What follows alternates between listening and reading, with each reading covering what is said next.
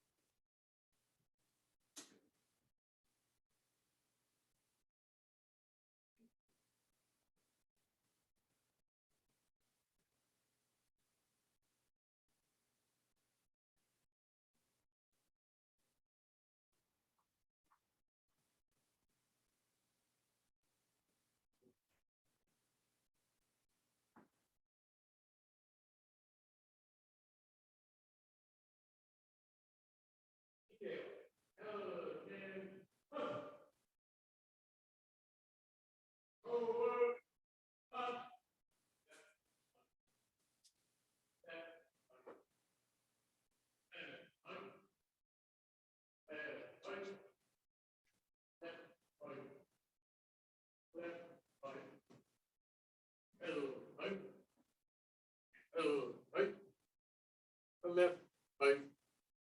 Left, right. Right. Right. Detail. Hope. Left. Hey, that. Arm. Ladies and gentlemen, please place your right hand over your heart. Ready to begin. Allegiance to the flag of the United States of America and to the republic for which it stands, one nation, under God, indivisible, with liberty and justice for all.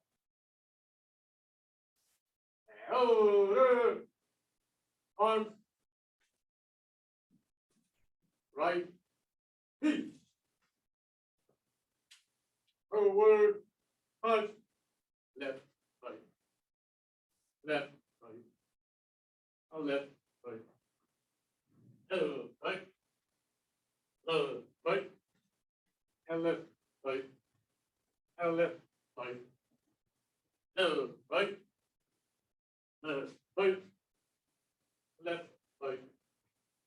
Left, right.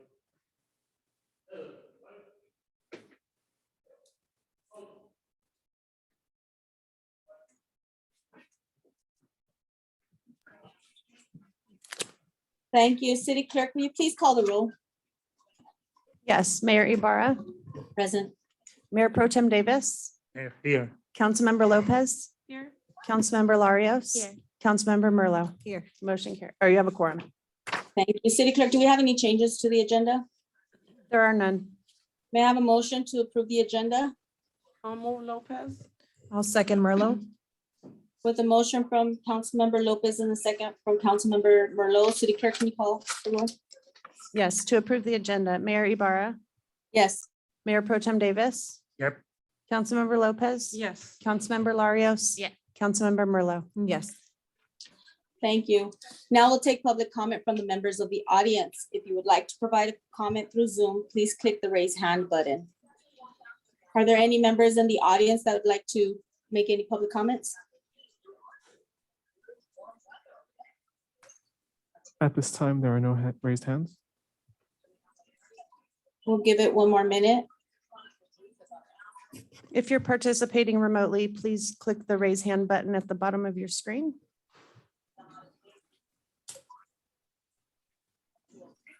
Okay, seeing that there is no raised hands or any public comment, we'll now go on to presentation items. Agenda item number 1 is the swearing in ceremony for new police officer. Chief Sosa will present the item. Good morning, Honorable Mayor, members of City Council, family and friends. When new police officers are hired, the City Council hosts a public swearing-in ceremony, in part to introduce the newest members of the department to our community in front of family, friends, and their new coworkers. There have been several police officer positions vacated due to retirements in the police department over the past year. Leaving these positions vacant would negatively impact patrol deployments and would increase overtime costs due to shift shortages. To fill these vacancies, the police department, with assistance from the Human Resources Department, conducted a recruitment process. Based on a review of the qualifications for each eligible candidate and the completion of an extensive background investigation, it was determined that Melissa Hernandez, Brittany Gonzalez, and Alan Escarpe were the best qualified candidates to fill the vacant police officer positions. I now ask that these three officers come forward to take the oath of office that will be administered this morning by the city clerk, Lisa Hope.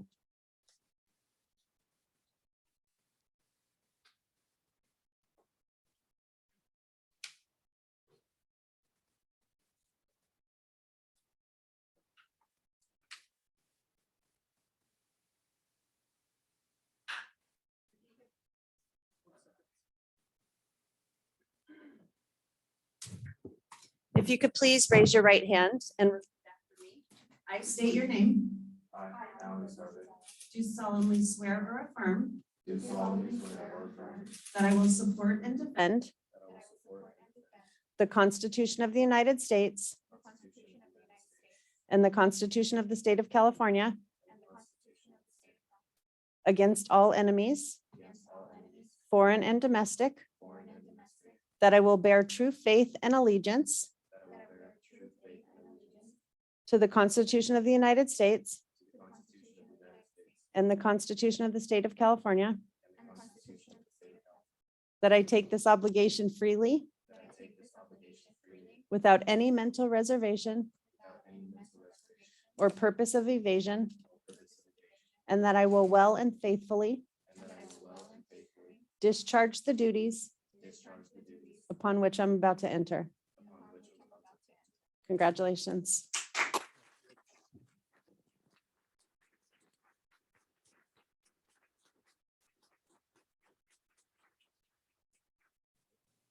That was the hard part. Now I got to come off stage for a minute.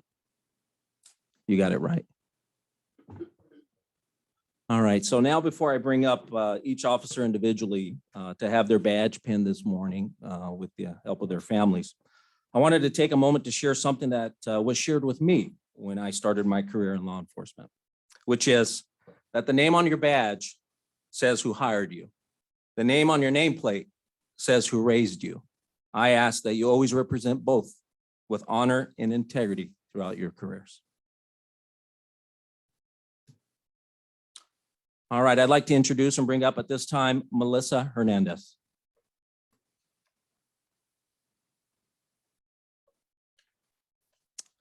Melissa was born in Whittier and raised in the city of Maywood, California. Melissa graduated from the Rio Hondo Police Academy, class 212 on March 30th, just last week. Attending today's ceremony is Melissa's dad, Mario Hernandez, sister, Clarissa Hernandez, uncle, Pedro Hernandez, godmother, Lisa Herrera, godfather, Miguel Herrera, and boyfriend, Carlos Maraquin, with the Bell Police Department. Come on up. Pinning Officer Hernandez's badge this morning will be Clarissa Hernandez, her sister.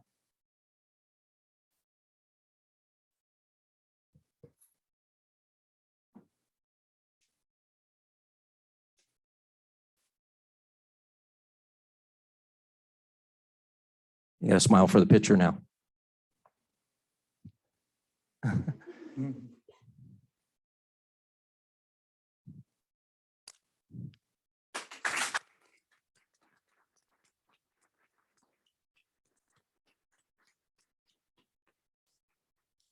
Okay, I'd like to welcome up Officer Brittany Gonzalez.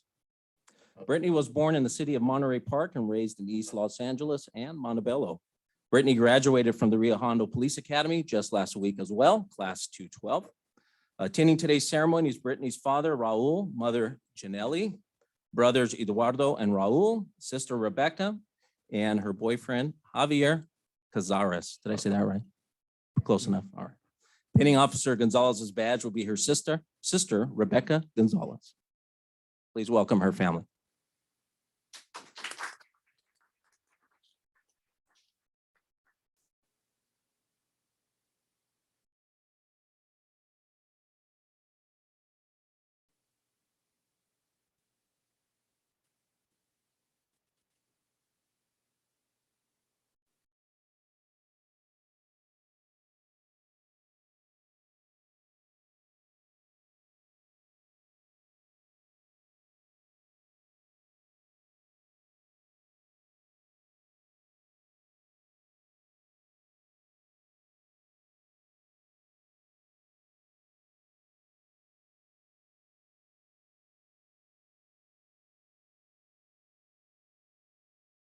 Everybody step in for a photo, please.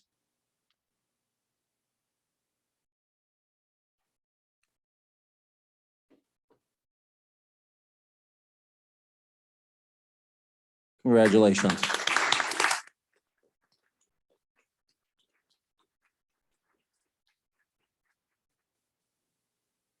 Last but definitely not least, Officer Alan Escarpe, please come forward. Alan was born in Riverside, California, and raised in the cities of Moreno Valley and Chino. Alan also graduated from the Rio Hondo Police Academy last week, class 212. Attending today's ceremony is his mother, Sylvia, father, James, and girlfriend, Janina Flores. Pinning Officer Escarpe's badge will be his father, James Escarpe, a retired police captain with the Fontana Police Department. Please welcome his father and his family.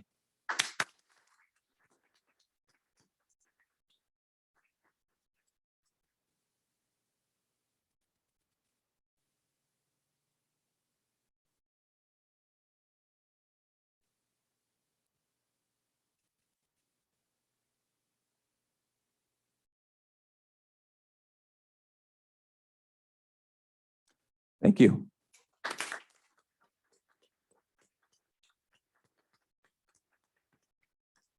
This concludes our oath of office ceremony. On behalf of myself and the men and women who make up the Vernon Police Department, I would like to invite everyone to join us for a light reception in honor of our new staff and their families in the garage area behind the police department. Thank you. At this time, we'll take a short 5-minute recess to give PD and family a time to exit.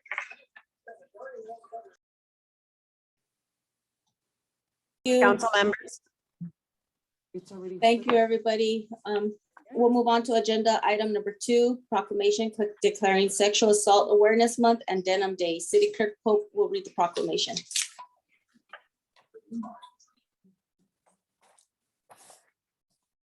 A proclamation of the mayor and the city council of the city of Vernon declaring the month of April 2022 as Sexual Assault Awareness Month and April 27th, 2022 as Denim Day.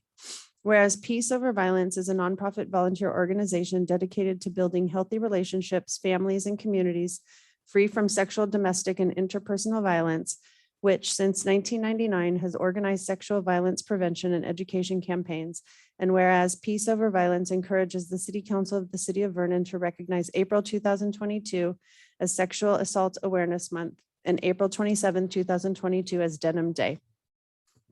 And whereas Sexual Assault Awareness Month and Denim Day are intended to draw attention to the fact that rape and sexual assault continue to be serious issues in our society, and both events were instituted to call attention to misconceptions and misinformation about rape and sexual assault, and the problem that many in society remain uninformed with respect to issues of assault and forcible rape.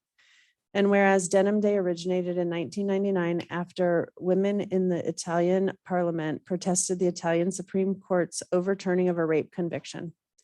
And whereas the City Council of the City of Vernon encourages its employees, residents, and members of the business community to participate in Sexual Assault Awareness Month in support of the efforts by Peace Over Violence to educate all people in our community about the true impact of rape and sexual assault, and to wear jeans on April 27, 2022, as a visible means to raise awareness against misconceptions that surround sexual assault. Now therefore, the mayor and the city council of the city of Vernon, on behalf of its employees, residents, and businesses, hereby declare the month of April 2022 as Sexual Assault Awareness Month and April 27, 2022 as Denim Day. This proclamation is being presented to Peace Over Violence by the Honorable Mayor Melissa Ibarra for and on behalf of the City Council of the City of Vernon this 5th day of April 2022. Thank you, City Clerk. We'll go on to agenda item number 3, a proclamation celebrating the 70th anniversary of the Greater Los Angeles County Vector Control District. City Clerk Pope will read the proclamation. A proclamation of the mayor and the city council of the city of Vernon commending and honoring the Greater Los Angeles County Vector Control District on its 70th anniversary. Whereas for 7 decades, the Greater Los Angeles County Vector Control District has provided essential public health services by protecting cities and communities from mosquito-borne diseases through surveillance, mosquito control, and public education to the 6 million residents within its jurisdiction. And whereas the district was first established in 1952 as the Southeast Mosquito Abatement District after merchants and residents petitioned the Los Angeles County Board of Supervisors to form a special district to control mosquitoes emanating from the Los Angeles River. Since then, the district has evolved and provided a non-biting midge control program and a black fly control program associated with a 26-mile corridor along the Los Angeles River. And whereas today, the district encompasses approximately 1,000 square miles and provides vector control services to more than 6 million residents in portions of unincorporated Los Angeles County and 36 cities, including the southeast cities of Bell Gardens, Commerce, Cudahy, Downey, Huntington Park, Maywood, and Vernon. And whereas the mayor and the city council of the city of Vernon, on behalf of its employees, residents, and businesses, wish to commend and honor the Greater Los Angeles County Vector Control District on its 70th anniversary and for their dedicated service to the city, to the affairs of the community, and for the civic pride demonstrated by their numerous contributions over the past 7 decades for the benefit of the residents of Los Angeles County. Signed by Mayor Ibarra on behalf of the city council this 5th day of April, 2022. Your mic is muted, Mayor. My apologies. Thank you, City Clerk. We'll go on to agenda item number 4, the City Administrator Report. City Administrator Fandino will present the item. Good morning, Honorable Mayor and City Council members. We'll do the presentation and IT will handle the changing the slides. I'll go ahead and share that right now. One moment.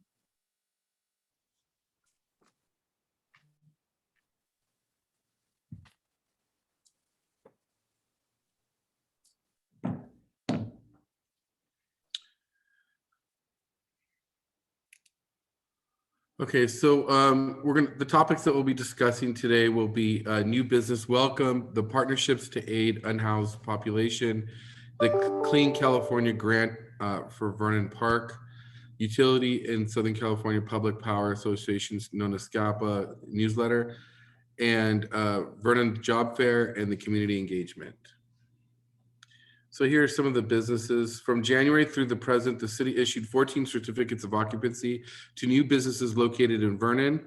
This slide represents a few of the new enterprises Vernon continues to attract in a variety of industries.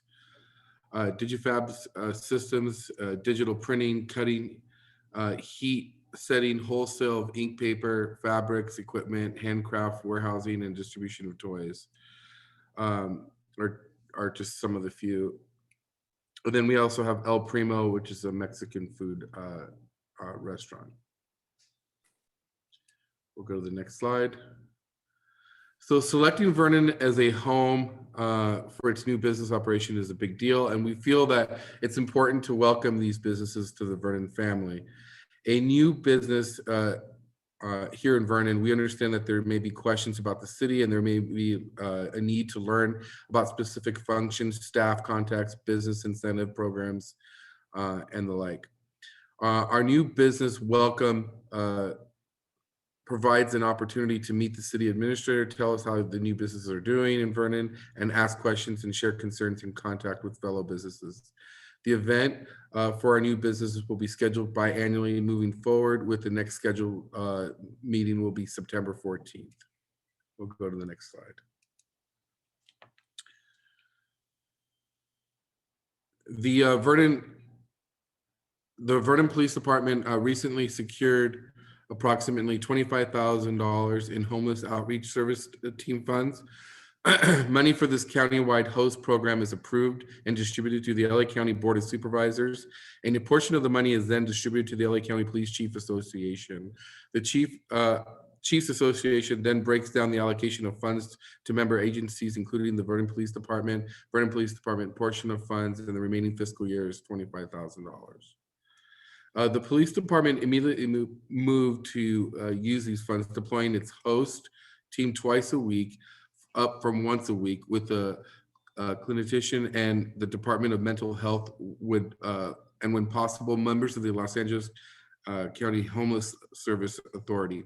Our hope is to secure additional funding from the county at the start of the new fiscal year so that Vernon Police Department may continue this program and help unhoused population.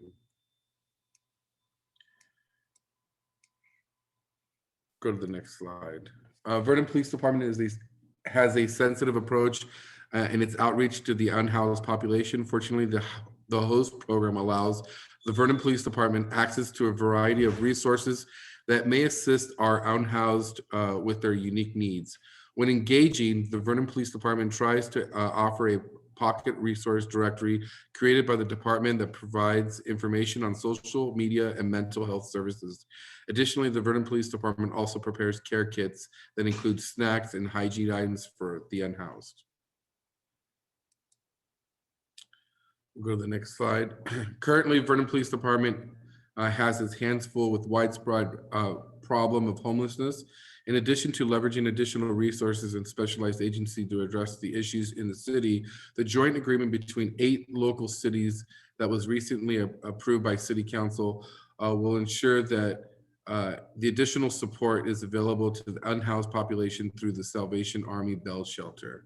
When unhoused, the individual can be provided a shelter bed. Their options to access medical care, mental health care, drug and alcohol counseling, and permanent housing are significantly improved. The Salvation Army shelter is one of the largest shelters in the nation and provides a significant portion of the region's shelter beds, along with a variety of supportive services and housing options, critical resources for the unhoused. We'll go to the next slide. So the Public Works team has successfully applied for a $1.6 million grant for the construction of a park through the Clean California Local Grant Program. Staff plans for the project to include a multi-use trail, restroom, and drinking fountains, fitness equipment, children's play equipment, and benches and picnic tables. Lighting, drought-tolerant landscaping, and architectural fencing will be installed at the utility right-of-way, and it's currently filled with non-native weeds, windblown litter, and debris from illegal dumping. The park will be located on the LADWP and VPU properties between the Fruitland and 50th Street. Public Works is currently working on an LADWP to initiate the project. Next slide, please. Here we have included a schematic of the park alongside an image of neighboring park in the Los Angeles area. Obviously, this is a great and exciting project for the city and will benefit our Vernon community for generations to come. So we're really excited for this park to be built. Moving on to the utilities, the Southern California Public Power Authority, known as SCAPA, is a joint powers authority that was created to support many of the publicly owned utilities in California. SCAPA assists with joint planning, financial construction, and operation of transmission and generation projects. Vernon Public Utilities was recognized in SCAPA's latest newsletter called What's Scappening. Under the member highlights section, the 2-page spread showcases some of VPU's many accomplishments, like its RP3 diamond level designation from the American Public Power Association and its Safety Award of Excellence for Operating Practices, and its groundwater well improvements that can be throttled to reduce the strain on the Cal ISO, which is known as the California Independent System Operator Grid when necessary. The article also discussed innovative projects that VPU has in the works, advancing transportation, e-clarification for the public commercial customers, and leveraging its recent purchase of MGS power plant to achieve its next major milestone of achieving the lowest electrical rates by the year 2030.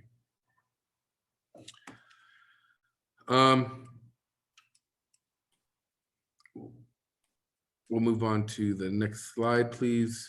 Here we have included images of the SCAPA newsletter. Council received the item last week in its update. Next slide, please. The Vernon Job Fair. On March 11th, the city participated with Senator Lena Gonzalez's office, LA County Supervisor Janice Hahn, Assemblymember Miguel Santiago, and the Vernon Chamber of Commerce and Hub City's LA County Workforce hosted its first job fair to match job seekers in the region with Vernon businesses and job vacancies here in the city of Vernon.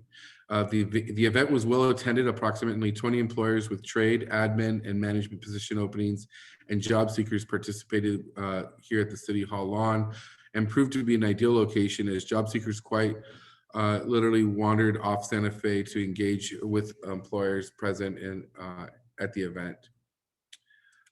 Feedback was overwhelmingly positive, and because of the job fair success, the city is planning on hosting an additional job fair in the future. Our next scheduled job fair is for June 23rd. And then here's some photos of the job fair.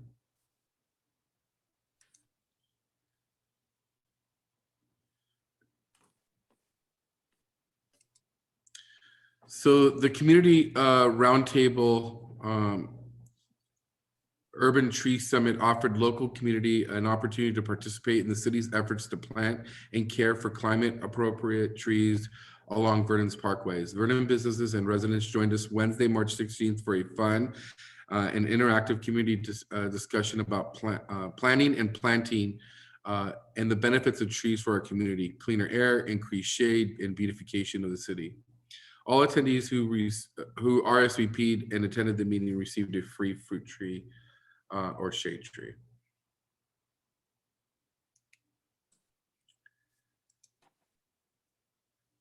Vernon's annual spring egg extravaganza was held on Thursday, March 24th on the City Hall lawn. The city welcomed community members in person for the first time since 2019, the pre-COVID.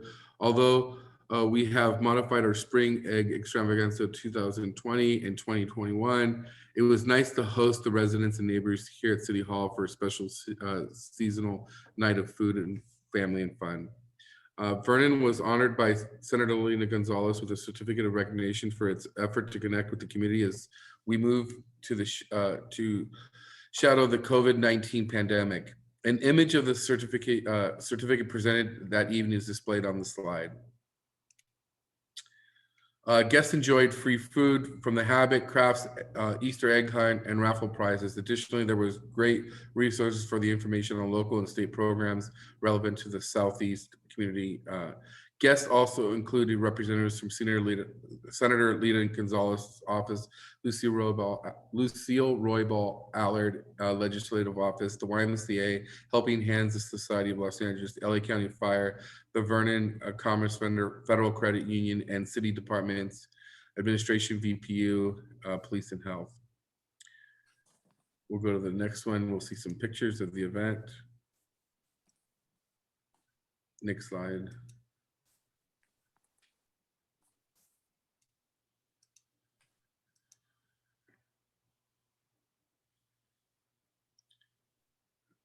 And finally, this concludes my presentation today, and I'm here to answer any questions if you have any.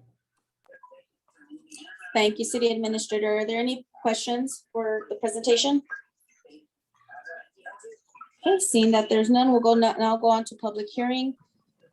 Agenda item number 5 is the general fee schedule for fiscal year 2022-23. Finance Director Williams will present the item. Yes, good morning, Honorable Mayor, honorable members of the City Council. Thank you for the opportunity to present for the Council's consideration, discussion, and ultimately direction on our annual review of the general fee schedule for upcoming fiscal year 2022 and 23. So as noted in the staff report, and just by way of background, the city provides a comprehensive fee schedule, and this is provided to the business community to provide an estimated annual reasonable cost for providing a particular service. Now, this is distinguished from a tax. So it is on a one-for-one basis. So an tangible example would be something like a permit or an inspection. And the purpose of the fees is to recover costs and at a reasonable rate. So a year ago, we conducted a comprehensive fee study and brought some recommendations forward to the council, but just given the uncertainty in the economy based on state of emergency, and now just everything that with cost escalations that has been tabled at the direction of the council as well as city administrator. So one thing we do each year as part of the budget is just simply review, and that's what's being brought forward this morning. some of the changes, the requirements are to keep the city in compliance, or just typographical errors or fees that were actually missing and should be in the schedule. And the attachment and the reso has the fee schedule changes, and the changes are highlighted. So that is what is being presented this morning. And we have staff from every department represented, should the council have any questions.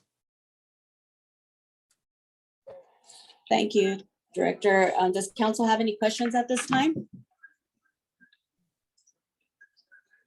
Seeing that there's none, I'll open the public hearing. If members of the public would like to speak on this matter, please come to the podium or click the raise hand button. Comments should be limited to 3 minutes. Please state your name and business affiliation, if any.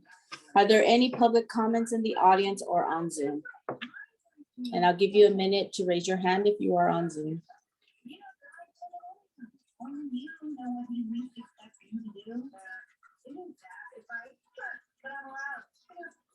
Are there any public comments on Zoom? There are none at this time. Seeing that there's no public comment, I'll now close the public comment portion of the public hearing. Does the council have any questions regarding the fee schedule? Seeing that there's no comments from the city council, I hereby close the public hearing and may I have a motion for this item. I'll move Lopez. May I have a second? I'll second Larios. With the motion for Councilmember Lopez and a second for Councilmember Larios, City Clerk. To adopt resolution number 2022-06, approving and adopting the general fee schedule for fiscal year 2022-2023. Mayor Ibarra, Yes. Mayor Pro Tem Davis, Yes. Councilmember Lopez, Yes. Councilmember Larios, Yes. Councilmember Merlo. Yes. Motion carries. Thank you. We'll now go on to consent calendar. All matters listed on the consent calendar may be approved with one motion. Items may be removed from the consent calendar by any members of the council. Those items removed will be considered immediately after the consent calendar.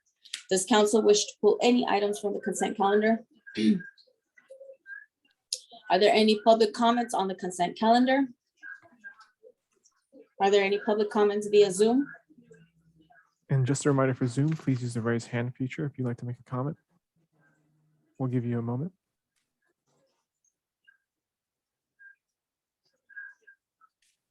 There are no raised hands on Zoom. Thank you. May I have a motion for consent calendar, item number 6 through 17? I'll second Lopez. With a motion from Mayor Pro Tem Davis and a second from Councilmember Lopez, City Clerk. Approve consent calendar items number 6 through 17. Mayor Ibarra, Yes. Mayor Pro Tem Davis. Yeah. Councilmember Lopez. Yes. Councilmember Larios. Yes. Councilmember Merlo. Yes. Motion carries. Thank you. We'll now go on to new business. Agenda item number 18 is amendment to Vernon Municipal Code Sections 3.32.250, emergency purchases. Finance Director Williams will present the staff report. Yes, good morning again, Honorable Mayor, Honorable Members of City Council. As noted in the staff report, we have just one small change to the existing Municipal Code Section 3.32.250, the section that covers emergency purchases. So the municipal code already provides for emergency services, and that authorizes the city manager to make such purchases given an array of emergencies or imminent needs. But as the council is aware, there are particular needs related to our public utilities. And historically, there have been outages, failure of utility service, incidents that are not covered in this section. So the purpose of this update is simply to extend it to the public utility. So the section, the bottom section of the staff report that begins in case of an actual emergency, that's the existing section, and all that is being added is for emergency work to restore or prevent an imminent or unforeseen failure of utility service. So it simply extends it to the utility to the existing section. So that's what's covered both in the update to the ordinance as well as the staff report. And if the council has any specific or technical questions, we have our Assistant General Manager as well as interim city attorney. Are there any questions from council at this time on item number 18? For an emergency purchase like this, if it were to take place, is there like a cap or anything like that? No, there would not be a cap on the expenditure. It's existing requirements where the city administrator would have the authority to approve the purchase if it falls within one of these emergency exemptions. And then within, I believe, 30 days, the city administrator would have to take the report back to council. Okay. Can I have an example of an emergency purchase?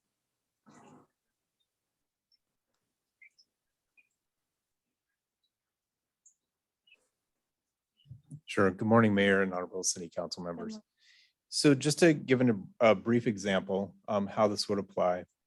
In January of 2019, we had our well 17 facility undergo a mechanical failure. Well 17, in March of that year, we requested an emergency under the existing code, which basically talks about an unforeseen risk to health, life, property, or the environment. The reason that we wanted the emergency was to immediately start work to restore this facility and not have to pay 4 times as much to import water to serve the city. But there was no real way to do that under the code the way it was written. So under that definition, we did not move forward with an emergency. That caused about a 6-month delay in the process to get that facility back online. And that equated to about $595,000 in importing water versus pumping our own groundwater. And just to put that in a little bit of context, to rehabilitate one of our wells, which we've been doing in our CIP, the cost to rehabilitate a well entirely is about $585,000. So, you know, under an emergency, we maybe could have put that money to better use, you know, for the future of the water division. So that's just one example of how this would, you know, come into play in those circumstances with the new definition. And then Rich Olson, Assistant General Manager of BPU, is also here. So we do feel like this will really protect our investment that we just made in MGS during the purchase. If there's a failure or an imminent failure, under the current code, we would have to wait for something to fail and then ask for an emergency. So like during the upcoming outage, if there is a situation where we open up the machine and we see that something is about to fail, we wouldn't have to wait for it to fail to then go ahead and replace that part. And we could move forward with an emergency based on city administrator approval at that point. Does that help? Yeah, thank you. Sure, you're welcome. I have a question. Even though we're giving you no cap, do you guys still go out to at least get 2 or 3 bids before you make a decision on who's going to do the repair or you get the parts? We would go through a prudent process, you know, but as quickly as possible in that situation. But it would keep us out of the formal process, which takes much longer. So we would still look to get, you know, the best price for the city and go with a vendor that we're very comfortable with that could take care of that situation as quickly as possible. And if it's determined that it could wait, that's the path that would be taken with the existing policy. And I think just to add, you know, quickly, the reason for no cap is I'm sure you understand the investment we just made in purchasing MGS.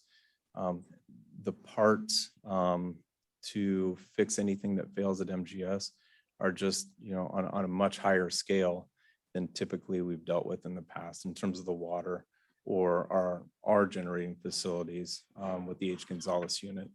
So those parts can be very expensive. Not sure which parts might fail. So it just gives us the ability to quickly take care of that situation. And then that would all come back to council in 30 days for your review.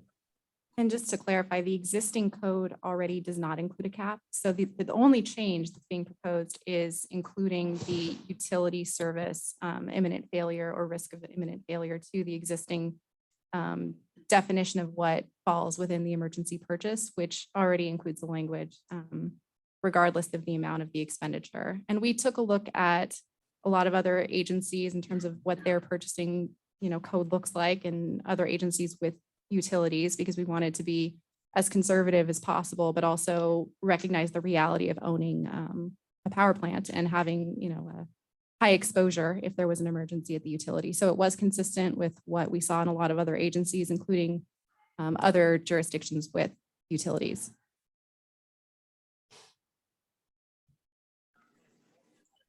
Are there any further questions? Okay, seeing that there's none, are there any public comments on this item? Are there any public comments on Zoom? Let's give them a moment. And as a reminder, please use the raise hand feature if you'd like to make a comment. Okay, seeing that there's no public comment, may I get a motion for item number 18? I'll move. Lopez. With a motion from Councilmember Lopez and a second from Mayor Pro Tem Davis, City Clerk.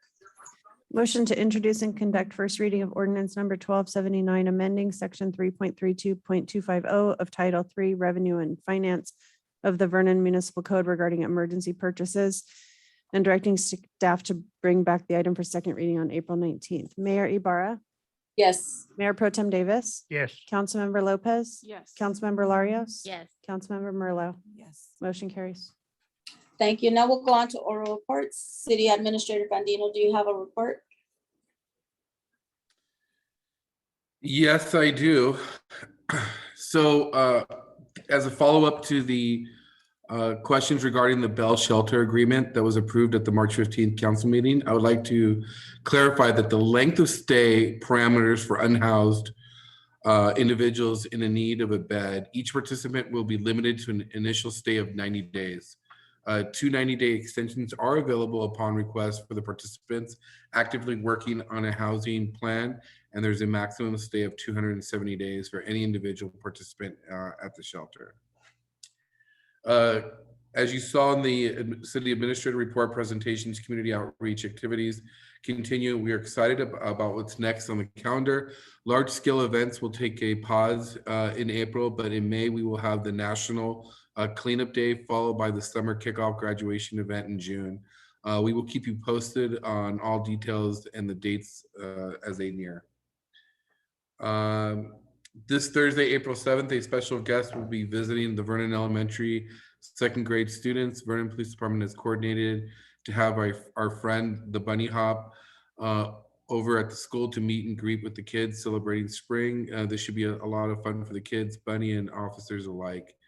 And then finally, for those who celebrate Easter, I wish to have you a happy holiday on April 17th. Enjoy the festivities with your loved ones, and we will see you again at the next council meeting, which will be on April 19th. And that's all I have, City Council. Great, thank you. Now, are there any reports from council at this time? I have a report. This past weekend, I attended the Independent Cities Association Winter Seminar in Indian Wells. The seminar provided an opportunity to receive updates from other cities in the county and learn about programs and strategies implemented to improve public safety and other city service offerings. The cost of the city for my participation in this seminar, including registration and lodging, was approximately $2,345. Sufficient funds for this purpose were included and available in the city council's budget. Thank you. Are there any further questions from council? No. Seeing that there are none, wishing everybody a wonderful day. We'll now go on to closed session for agenda items number 19, 20, and 21. All right, is everybody? Great, we're back from closed session. It is 10:49. Interim Attorney Zena will report out. City Council met in closed session on 3 items and no reportable action was taken. Right, seeing that there's nothing else, I'll call this meeting to end. It's 10:50. Everybody have a wonderful holiday. See you in a couple weeks. Thanks. Bye, everyone.